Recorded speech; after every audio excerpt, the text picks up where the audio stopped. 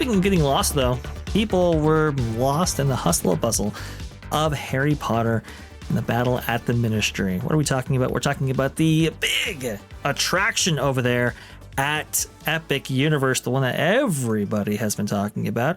But you can see right here, this swollen pollen, everybody seemed to want to rope drop battle at the Ministry, because there was some crowding on opening day, but nothing so profound as the entrance to what is the Harry Potter portal as part of this park. Somebody was going to say something?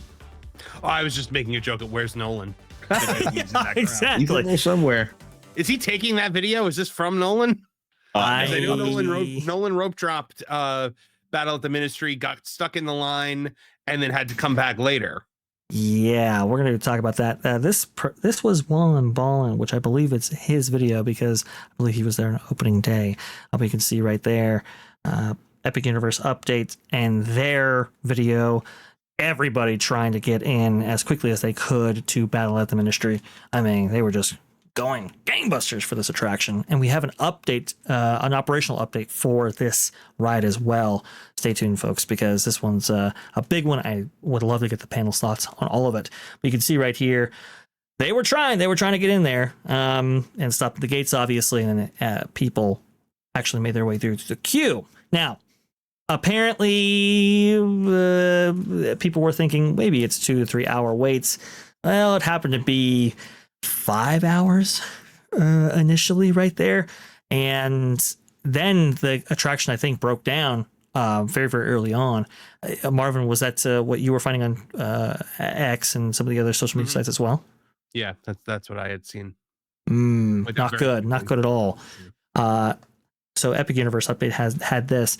Ask Universal, can we get more frequent spills for the guests that are having their day ruined in the Ministry queue? There have been 3 in 1 hour. That was obviously from the shutdown right there. And then let me see right here. Yeah, started with some downtime. Opening day, you can see in the Ministry queue right there, people really held up. Not a great look, that is for sure. Apparently after so long, this user right here, Epic Universe Update, actually gave up and left. I was able to talk to a manager. They are not dumping the queue because the number of express passes that they have to distribute exceeds what they want to be in the express queue later. So even if you did wait for this to be up, which people were waiting hours for that to be the case, they still weren't facilitating with like what Disney would used to do, give you a fast pass, in this case an express pass. And that was most unfortunate. A lot of issues pertaining to this specific attraction. And that was really sad. Now, if you were exploring other parts of the park, as we noted before, it was very empty. But for this specific attraction, everybody wanted to go there. And that might be, I don't know, maybe Universal looks at this and goes, well, do we even open this portal at opening in order to prevent stuff like this from actually happening? I could see that being a possibility later on. What do you guys think about that? I can definitely see that happening. Something needs to be done, because this is going to be every day. And on a day where they have more than 1,000 people in the park, this is going to be even more of a nightmare. So sorry, Jonas, I cut you off. No, that's fine. I think at this point, I don't think they can afford to close an entire portal without having guests wanting, if they've got, what is it, 1, 2, 3, 4, 5, they're going to want a fifth of their price refunded there. I think that right now, also, there's the other aspect here of the actual land itself is so well built in there. It's not like you're walking through Tomorrowland and the ambiance is all you have. The wand experiences and the butterbeer and the Cirque Arcanu. There's so much in there other than the Battle for the Ministry ride. I say this as a person who is only slightly interested in the Battle for the Ministry ride and more interested in the land itself. I'm a theme park guy more than I'm a ride guy myself here. So yeah. I'm more interested in everything else that they've got going on here. So I don't know. I would be very disappointed if they shut down the entire land because of Battle for the Ministry. Well, yes, especially if you're a foodie, because this is the best food in the park is there. Oh, yeah. I hate you. I hate you so much right now. I'm also going to point out is when the ride's down, they open up the queue for people to just meander through there and see all the details, which is what I want. I want to go through and look at every bit of that ministry set that they have there. Okay, this is what I don't understand. I think there's a very simple solution here. I think the solution is Harry Potter has to vanquish Voldemort. That's it. That's what's going on. Voldemort is causing all of this issues, although that could be a completely different time. So, this is the area of the park that I myself did not get to on the day that I went on the 17th of April because it just wasn't high. Like this wasn't high on my list because I knew that this attraction was already having issues. I just put it very low on my list. But the land itself, like Jonas said, when you walk into the land, that is amazingly cool. And I had that big surprise reveal of the pictures literally talking to me, the paintings in the alley. We can see right here that Epic Universe Updates actually was able to get back on, which is great. It was much later in the day, but they actually did get on. And for everybody trying to ride this attraction, I've heard from numerous people, including from the user right here, that you should really, don't open with this attraction. Like, don't try to rope drop this attraction. Definitely go at the later end of the day. You're gonna have to time it right, because obviously they will probably shut down that queue, maybe before park closing, just to get kind of everybody through, and that way team members aren't there for the rest of the night. But it's a much better way to go about riding this attraction. Now, here's the thing I wanted to go ahead and bring up to you guys here, because I think this was just absolutely fascinating. You can see right here, I can confirm that the drop segment in this attraction has been removed from Harry Potter and the Battle at the Ministry. This was a big wow moment on my preview rides, and what's interesting is that you can actually see this part of the ride that is heavily featured in the Epic Universe trailer, which we were playing before. Very, very surprising. This did continue. As stated before, this is still one of the best attractions in the world. The immersion is still there. Instead of a drop, the vehicle now very gently moves downward. It's a very unfortunate change, and one that I hope is temporary in an effort for stability.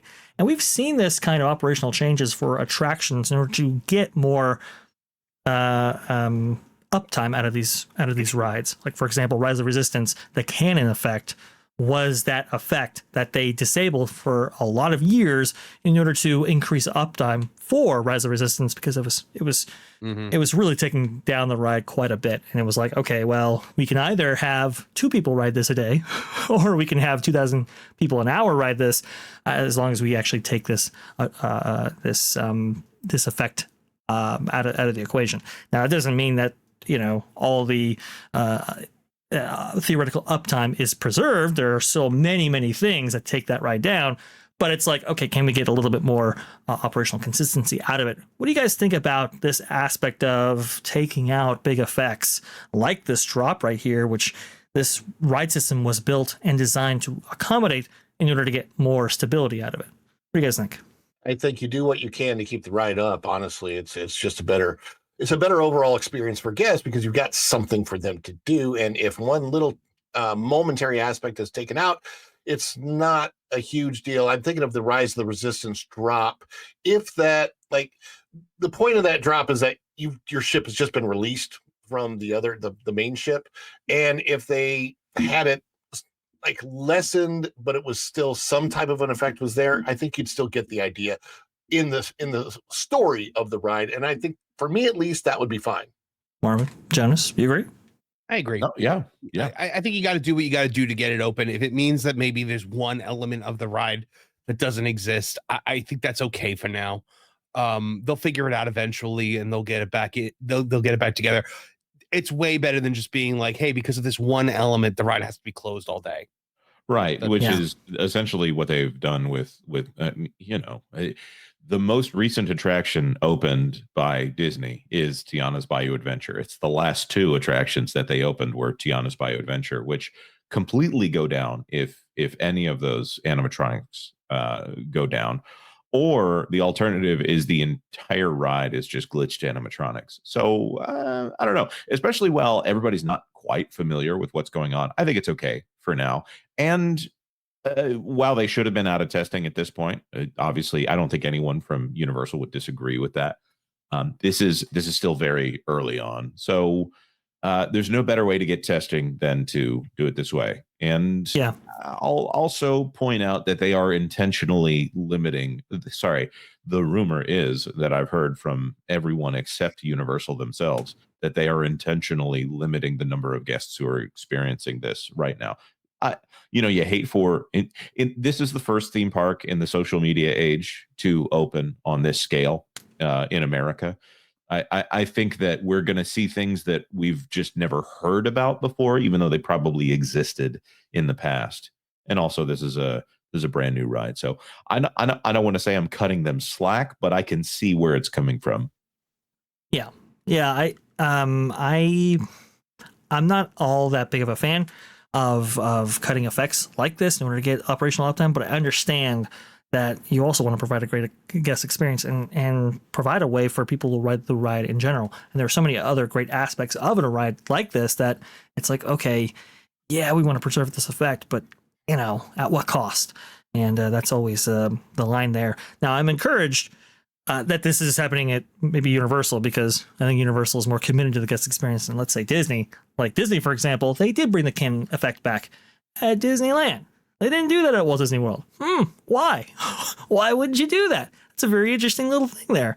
People have speculated that maybe they want, I don't know, Disney Plus to pay for it because you have a POV experience there, or some other entity like Disneyland to pay for it or something like that. And it's like, okay, it's like, I suppose the amount that it would take to get this effect operational is one thing, but are you in the game of providing a great guest experience? Doesn't that come first? It's just the weirdest. Only if it's going to be on Disney Plus does it get to be a great experience for those people who might pay to watch. Yeah, Disney World is still broke. Thanks for watching That Park Plays News. For more information, consider checking out www.thatparkplace.com. And don't forget to subscribe, share, like, and send this out on your favorite social media accounts.